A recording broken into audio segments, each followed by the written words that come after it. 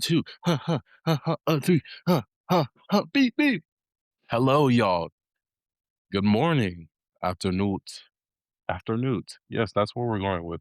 We're going with afternoon on the official recording. No changes, no changes. I hope you're doing well. I am doing excelente.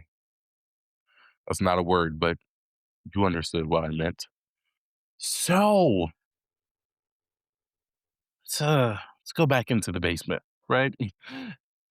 In episode one of our series of love and relationships, we talked about the fortresses that we build. We talked about the architecture of isolation. And in episode two, we talked about the sign on the front gate, how we use the phrase protecting my peace as a cowardly excuse to avoid intimacy, all shade included. But today, for episode three, we have to ask the most terrifying question of all. When you do finally lower the drawbridge, when you do finally let someone inside your walls, no Kendrick, why is it almost the exact wrong person? Why are we so deeply addicted to people who destroy us? So, we're going to take a look at our dating history, and we think we have a type, but if we tell ourselves the truth, we don't have a type. We have a trauma loop. And today, I, since we're all together, we're going to be yapping about the people you are most violently attracted to and how they are often the worst for you. We're talking about the charm of the devil, the ghost of your parents, the illusion of equality in our wounds, and the terrifying reason why healthy love feels like absolute boredom. Let's unpack it. So let's start with the attraction. Have you ever met someone and within 10 minutes you felt like this overwhelming electric spark, like your stomach is doing backflips and you have the butterflies? They're incredibly charming and they know exactly what to say, exactly how to look at you. And it feels like you've known them your entire life. Now, society tells you that those butterflies are your soul recognizing it's made, or if in some circles, that's it telling you that the devil is near you. Society is lying to you and telling you the truth. It's telling you the truth because more often than not, those butterflies are not a sign of true love. They are your nervous system sending up a massive red flare, warning you that you are in the presence of a predator you recognize from your childhood. Why are the most toxic, manipulative people usually the most charming? Because charm is a survival mechanism. People who are fundamentally broken learn very early on that they cannot get their needs met through genuine raw connection. So they learn to mirror. They become emotional chameleons. That intense chemistry you feel on the first date, that's not a soul connection. That is a toxic person mirroring your deepest, most desperate desires right back at you. And you aren't falling in love with a person. You are falling in love with an illusion. You are falling in love with the devil wearing the face of everything you've ever wanted. Now, tell me, why does that specific illusion work on you? I will not reveal if it works on me because these are the ghosts in your house. We joke about this all the time. We make memes about women with daddy issues, but we drastically underestimate how completely this dictates the dating market for both men and women. You aren't dating your partner, you are dating your unhealed parent. Let's talk about the men first. First, because society ignores this, we laugh at mommy issues, but mommy issues are devastating.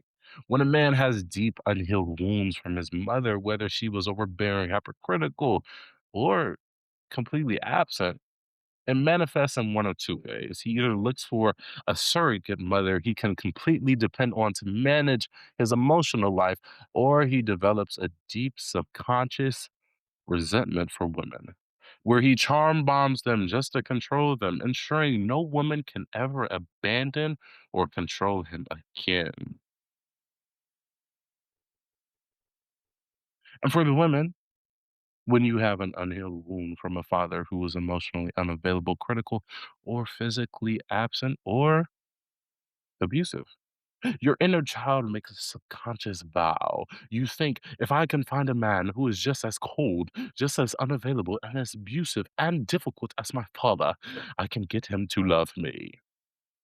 Then it means I was finally worthy of my father's love. What you are trying to do is rewrite history in a romantic bed, but you can't heal a childhood wound with a toxic partner. You're just bleeding on someone who doesn't have the bandages. Now, this brings us to a really uncomfortable spot. Men and women aren't equal, not in value, but in how our trauma manifests. When a man is deeply wounded by his parents, what do we tell him? We tell him to internalize it, conquer and control it. It it is the thing that breeds the avoidant man, the broken avoidant man, if you will, the guy who uses charm to get you close. But the second you ask for emotional depth, he shuts down, withdraws, or turns cruel. When a woman is deeply wounded, society tells her to over accommodate. It breeds the over functioning woman, the anxious fixer, the woman who believes that enduring pain, disrespect, and neglect is how she earns her worth. Put these two together. And what do you get? A match made in hell. Disguised as a fairy tale, the toxic man needs someone to absorb his damage and tolerance for his avoidance. The traumatized woman needs a broken project to fix so she doesn't have to look at her own emptiness. They fit together like perfectly opposite pieces of a broken puzzle, caramel and chocolate, if you will. She accepts the abuse because it feels familiar. He accepts her endless nurturing because it feeds his ego. They call it love. Psychologists call it a trauma bond. So, what happens? You finally decide you've had enough. You go to therapy, you read the books, you watch Oprah and eat ice cream on the couch. And then a truly healthy, consistent, light skinned man with a blue collar working job that works at some electricity company that definitely can't afford you, but he's a good working Christian man. Your typical Tyler Perry man. An emotionally available man walks into your life. They text you back. They don't play games. They mean what they say. And what do? You get the ick. You friend zone them. You say, there's just no spark. It feels boring. Listen to me closely, baby girl. If you grew up in a chaotic household, or if you have spent your adult life surviving toxic relationships, your nervous system is literally wired for a war zone. Toxic people operate on a cycle. They give you incredible highs, the charm, the love bombing, the gifts, the joy, the presents, the trips to random countries, but the devastating news, the silent treatment, the cheating, the disrespect, the abuse. Your brain gets chemically addicted to the cortisol spikes of the fight and the dopamine rush of the makeup. You are quite literally a junkie for the emotional drop. So when a healthy person arrives, bringing consistency and peace, your brain doesn't recognize it. It says, "Where's the adrenaline? Where's the panic? I'm not fighting for my life. This must not be love." And you push away the exact love you have been praying for because you don't know how to survive in peacetime.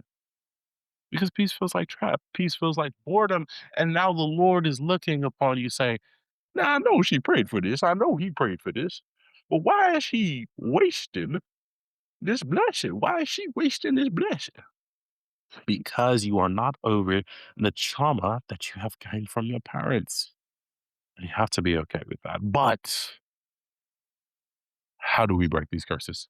Listen to me now. Put your thinking caps on first. It's not trusting your butterflies. You have to start evaluating people based on their consistency, their character, and how safe your nervous system feels around them. True love shouldn't feel like a roller coaster about to fly off the tracks. True love should feel like coming home. Second, you have to grieve the ghost. You have to accept that you will never get the childhood you deserved. Your parents failed you in ways that still hurt, but trying to extract that missing love from a toxic partner is only going to destroy your future. And finally,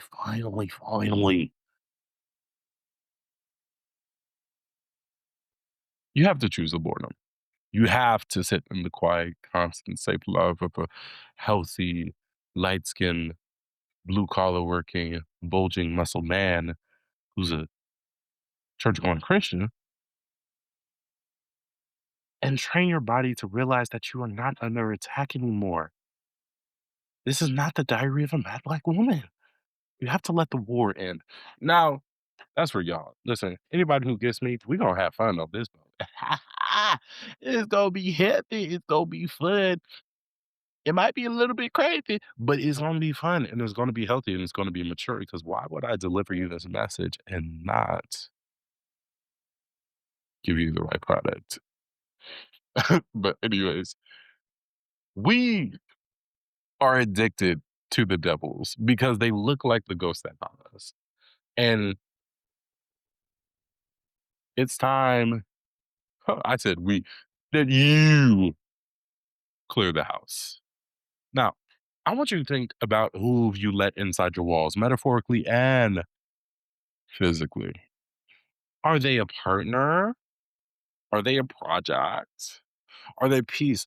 Or are they just a familiar war? Let me know in the comments. Send this to the group chat. Have the hard conversations because this is the work that actually changes the generations, guys. But once again, keep growing, keep building, and block that little boy.